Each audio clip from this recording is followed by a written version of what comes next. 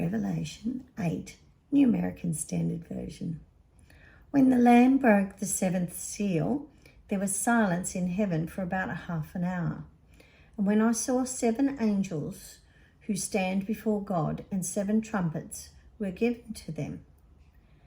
Another angel came and stood at the altar, holding a golden censer, and much incense was given to him, so that he might add it to the prayers of all the saints on the golden altar which was before the throne.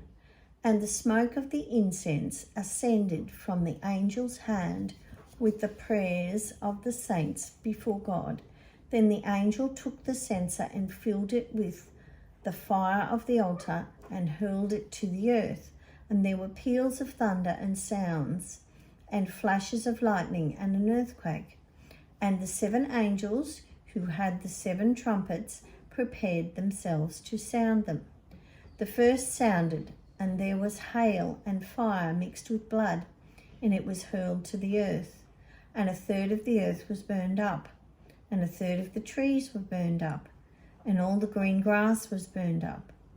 The second angel sounded, and something like a great mountain burning with fire was hurled into the sea. And a third of the sea became blood, and a third of the creatures which were in the sea and had life died, and a third of the ships were destroyed. The third angel sounded, and a great star fell from heaven, burning like a torch, and it fell on a third of the rivers and on the springs of water.